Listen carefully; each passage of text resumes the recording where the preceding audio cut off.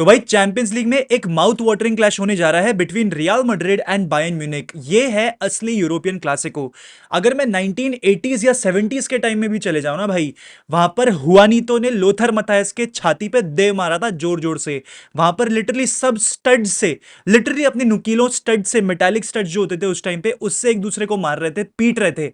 Come back to 2010s, वहां पर Sergio Ramos और क्रिस्टियानो रोनाल्डो ने मैनुअल नॉयर के सामने पेनल्टीज मिस करी थी। दो अच्छे पेनल्टी टेकर्स ने 2012 में हमारे लिए पेनल्टीज मिस करी थी and Bayern Munich played the final ultimately.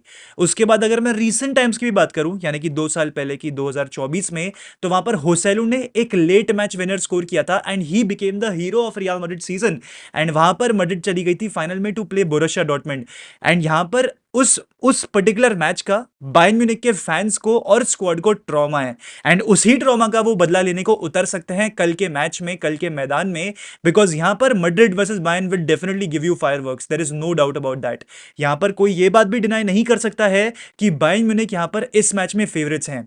Because यहां पर उन्होंने ऑलरेडी 100 से ज्यादा गोल ठोक दिए हैं बुंडेसलीगा में। उनकी अटैक ने शायद से 100 गोल ठोक दिए हैं भाई। बिकॉज यहां पर हैरी केन ने कुछ 47 गोल स्कोर किए हैं, जिसमें से 10 गोल्स उसके चैंपियंस लीग में आते हैं, 26 या 27 बुंडेसलीगा में आते हैं और बाकी की डीएफबी पोकल, बाकी सारी कॉम्पिटिशन्स में आते हैं। वहीं पर मैं माइकल ओलिसे की बात करूं तो माइकल ओलिसे ने 20 से ज्यादा असिस्ट दिए हैं, ठीक है। और लुइस डियाज तो भाई कभी भी स्टेप अप कर लेता है। लुइस डियाज जब हैरी केन इंजर्ड होता है ना, तब बंदा अलग ही लेवल पे चले जाता है। He scores hat-tricks after hat-tricks. तो इनकी फ्रंट थ्री काफी फ्लूइड है, probably the best front three in the world right now। And उसके अलावा इनके पास नंबर 10 पोजीशन में भी काफी ज्यादा डेप्थ है। अगर इनको जमाल मुसियाला, लेनर्थ काल या फिर सर्ज नैब्री को खिलाने का मूड नहीं होगा, ये माइकल ओलिसे को भी नंबर 10 पे खिला सकते हैं। लेकिन यहीं पर इनके पास 3 ऐसे प्लेयर है एट दैट वेरी पोजीशन जो कि इनको एक डिफरेंट चीज ऑफर कर सकते हैं। एंड मैं तुम लोग को एक बात बता देता हूं, जो भी प्लेयर इनका नंबर 10 पोजीशन पे खेलेगा ना, तुम समझ जाना कि उनके हिसाब से जो है ट्वीक करके विंसेंट कंपनी ने अपनी प्ले स्टाइल चूज करी है, अपने टैक्टिक्स चूज करे हैं। बिकॉज अगर आप जमाल मुसियाला के साथ जाते हो इन दिस गेम, आप ये मान के चलो कि जमाल मुसियाला आपको क्रिएटिविटी और कंट्रोल देगा बिटवीन द लाइंस, ठीक है। वहीं पर सर्ज नैब्री आपको गोल्स और एक्सप्लोसिवनेस देगा। वहीं पर लेनर्थ काल आप एक रिस्क लेकर चलोगे और केओस लेकर चलोगे अगर आप लेनर्थ काल जैसा ऑप्शन खिलाते हो। मेरे ख्याल से इस मैच में सर्ज नैब्री स्टार्ट करेगा, which means that he will also add to the explosiveness of Bayern Munich's attack.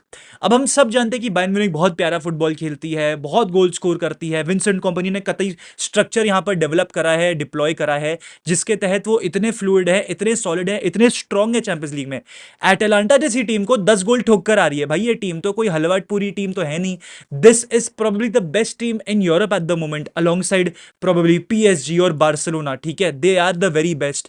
And अगर मैड्रिड को ये साल चैंपियंस लीग जीतना है, which is probably now the only competition जहां पर मैड्रिड के पास थोड़ा भी चांस बनता है, they will have to beat Bayern Munich. And मैं तुम लोग को ऑनेस्टली बोल देता हूं दोस्तों, मैड्रिड वर्सेस बायर्न के मैच में जो भी बंदा जीतेगा ना, जो भी टीम जीतेगी ना, that will be the favorite to win the Champions League. That is what I totally believe in.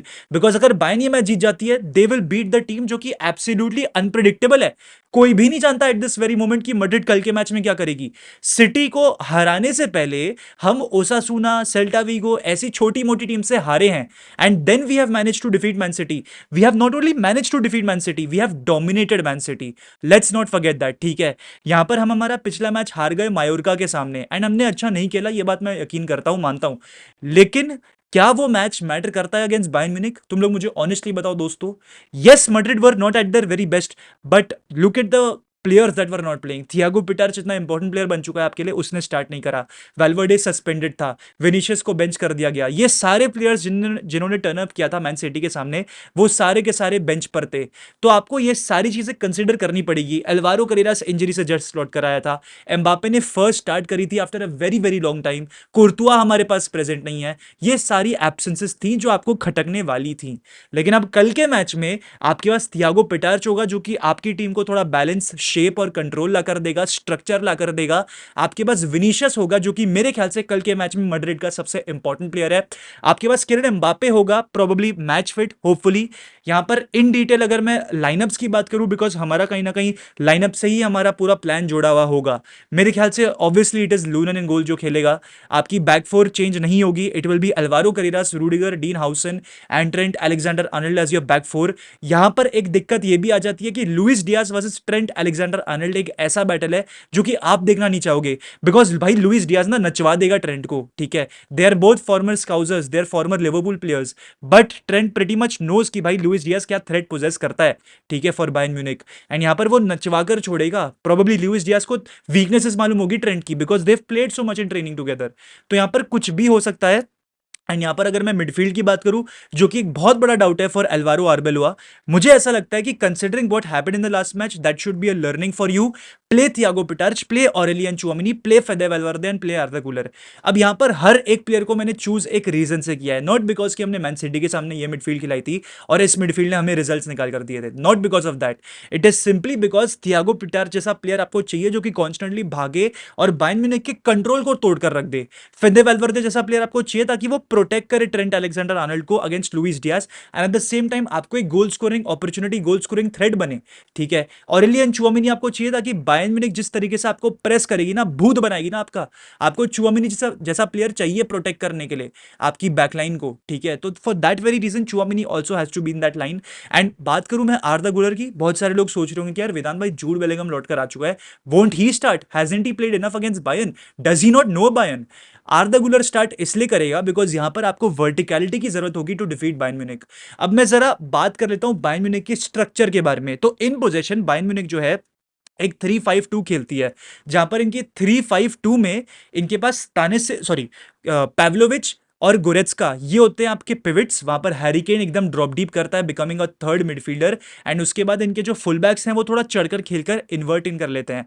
यहाँ पर किमिच का भी रोल एट टाइम्स वेरी कर जाता है, कभी कभार you see him as the third centre back, कभी कभार you see him pivoting inside the midfield, inverting inside the midfield. तो यहाँ पर किमिच का भी रोल बहुत ड्रास्टिकली चेंज कर जाता है, it completely depends on the situation Bayern Munich are in. But all together मैंने ऑफ लेटली उन्हें इन पोजीशन 3-5-2 खेलते हुए ही देखा है।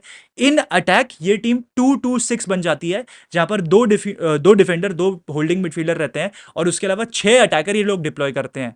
तो मैड्रिड को कल के मैच में पेशेंस रखना पड़ेगा, पेशेंस के बगैर कुछ भी नहीं होने वाला है। एक गेम टेम्परामेंट रखना पड़ेगा। डीन हाउसन या फिर अल्वारो करेरास अपनी इमेच्योरिटी और इनएक्सपीरियंस इस स्टेज पर नहीं दिखा सकते भाई, बिकॉज अगर ये दिखा दिया that means that we are totally out of this tie.